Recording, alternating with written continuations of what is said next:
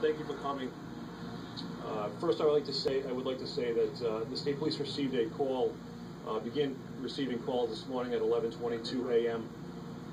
The campus police started receiving calls around the same time about a subject with a gun on campus.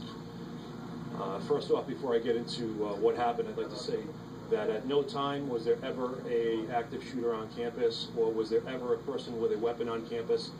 Our investigation is continuing, but at this point, we do not believe there was ever an active shooter on campus, and at no time was anybody on campus ever in danger. As I stated, we received calls initially at 11:22. Members of the Rhode Island State Police, the South Kingstown Police, and the URI campus police responded. We surrounded the building in question. That building was cleared by troopers and members of the South Kingstown Police Department. No weapons were found. As I stated earlier, the investigation is continuing at this point. Members of our major crimes unit are inside the building, interviewing witnesses and potential witnesses as we speak.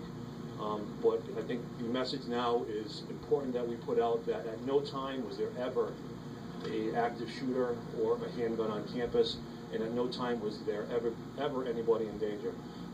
There were some minor injuries sustained by some students that were leaving the classroom in a hurry, with some minor bumps and bruises, but I think it's important to say again that at no time was there ever an active shooter on campus. Can you tell us about the conversation that started all this, the professor and who heard what? You know, that's part of the investigation. I'm going to leave that alone now until that investigation is concluded. I will say that there was a question or some talk about a gun. At that point, things got crazy in the classroom. But again, I want to make sure that everyone is aware, at no time was there ever a gun in that classroom. Didn't you report on the phone already that a professor said that he heard someone say, "I'm a good guy, I have a gun"? Yeah, I do believe that the professor that was teaching the classroom did hear that someone say, "I'm a good guy and I have a gun." We're trying to find that person that said that. We're interviewing everybody that was in that classroom, including the instructor. But I just want to reiterate that there was no gun in that classroom. You haven't found that person? We've spoken to the professor, but we have not spoken to the person that is. Does the professor know that particular student, or can you characterize it as a student, sir? We're not sure at this point. Is it accurate that you found a Nerf gun? There was a Nerf gun inside the classroom, but that Nerf gun belonged to a student that was inside the classroom. We're not sure if there's a connection, but there was no. I was told there's a widely known game on campus. What about zombies? Where kids play with a Nerf gun. You're saying that you don't know this. I'm not sure. I'm not familiar with that, but I'm not sure if there's a connection. As I said, our detectives are continuing their investigation. I'm sure they'll get to the bottom. I believe the chief is quoted as saying somewhere that you believe it very well may be connected to Zombie Week. That wasn't my quote. No, we know that there. No, I never said that, but we do know that there is an active game by a sponsored group on campus now, but in the 2 or 3 years we've had those games, we haven't had any issue with any of the players, and we don't know if there's any connection with that other than the Nerf gun being found inside the classroom. Somebody said we believe this is all connected to the cause of the situation. That would be an incorrect quote. That's right. What is the game that you were talking about? It's humans versus zombies. So, is it possible that this conversation and possibly the Nerf gun are all connected to the game, and it may have been a misinterpretation? It's certainly possible, and that, like I had said earlier, members of our major crimes unit is investigating it currently, and that's part of what their investigation will be.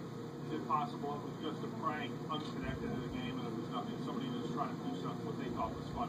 I think that all possibilities are open right now, and until our investigation is completed, we won't know the answer to that, but certainly that's a possibility. What happened to the comment? How many injuries, you mentioned some injuries, do you know how many injuries, and to what extent were they taken to the hospital, bumps and bruises have been treated on the scene?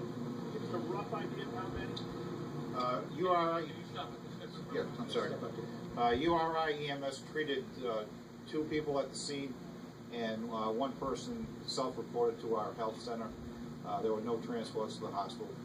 What was the nature of the injuries? Very minor. Very minor. Yes. What have you been told about the exiting of the classroom? Once you told us it was like a piece of her word, not mine.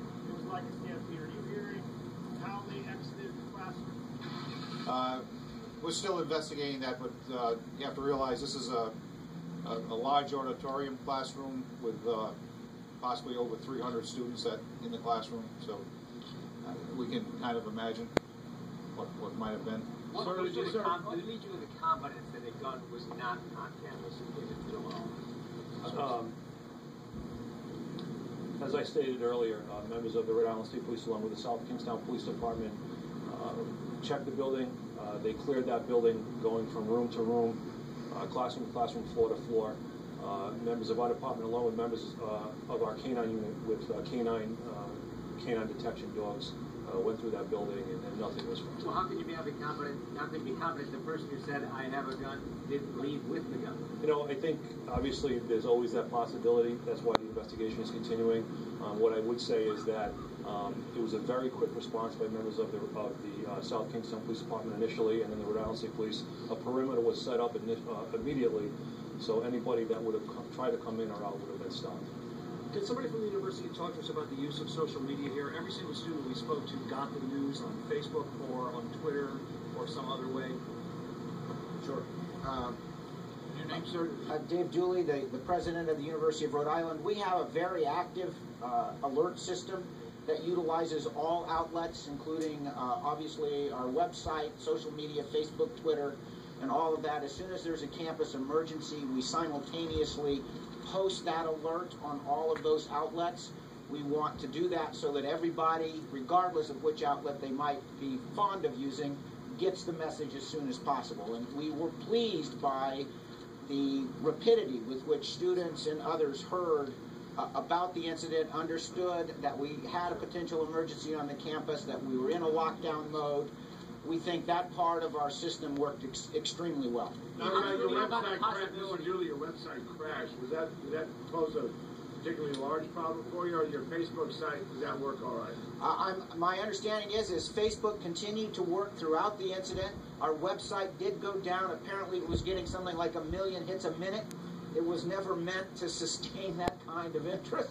And we'll look at that to make sure that our systems are as resilient as possible. But I think with the traffic that was generated by the initial announcement and the way that proliferated across the social media front, it shouldn't surprise us too much that the website couldn't handle all the traffic coming in. Julie, satisfied that it took, it was 11:22 that this incident happened. The first tweet didn't go out until 11:51, so 29 minutes, is that quick enough? Well, I don't know exactly the timeline between the first call coming in and when things really began. Our first message went out, but we did get, I'm told, a very rapid response time from the local police and from our own force. That was very satisfying, and we did get, as soon as we could, the messages out across the media that we had as soon as we understood what it is we needed to say. There's some initial time obviously needed to define what it is you're dealing with, to craft the message and get it out. How many feel about the possibility this might have been connected to Zombie Week? Just thinking in general, is it as time has passed when these kind of activities can be on campus as inane as they seem? Well, as Major Baker reported, we've had the group on campus. They're a recognized student group. A lot of great kids are a part of it. We've never had any problem in the past, but obviously it's a fair question, one we'll have to look at. Frankly, in the current climate in which all of us in higher education labor, where these kinds of incidents can become, everyone's worst nightmare, you have to think again about those kinds of activities, I believe. How much law enforcement was here? How many officers? How many departments? Let's get a summary of that. I can tell you from the state police, we probably had 25 troopers, along with 3 or 4 canines. President George, speaking of campus 2013, over the years they talked about arming your campus police. Just sort of open that up again, or things just debated? In other campuses, police are armed, yours aren't. I think these are the kinds of incidents, and thank God and the great work that everybody did today, that this was nothing more serious than it appears to be at this time. But it certainly always reinforces the question that's been in the front of my mind, and I think many people's minds over the last few years here at the University of Rhode Island, is whether we should have a force that is fully capable of responding in the shortest possible time, That's something we'll continue to look at. I'm on the record as supporting that move, and I continue to be. And I think this will cause us to have a look at it with even more intensity. Can I clarify just that you said that the person, you identified the owner of the Nerf gun and it was unconnected? No, I'm not saying that it's unconnected. I'm saying at this point the person who owned that Nerf gun was a student in that classroom. We're going to interview him, obviously, along with everybody else that was in that classroom, but at this point we have not made a connection. So you don't know, you haven't eliminated him as being the person who interacted with the professor and Correct.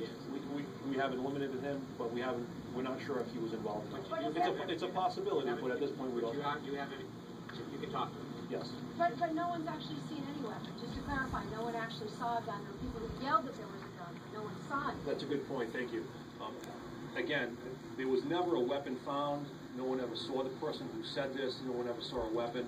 It was only afterwards, after we searched that room, that we found these Nerf weapons. Where did you find it, or how did you? It was in a backpack inside the classroom. In someone's backpack left there after everybody was armed. Yes. Could this be a function also of society and the way everybody's on edge and hearing all these presents and having the quick response in that sense?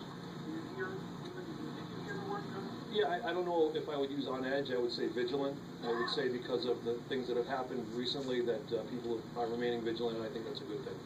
You guys have worked out protocol with this recently. I know it's drilled. I mean, did it all work the way you planned? I think I would say that it worked very well. I think anytime you respond to an emergency situation, things can be done better. But the collaboration between our department, the URI, this department, and the Southeast Police Department,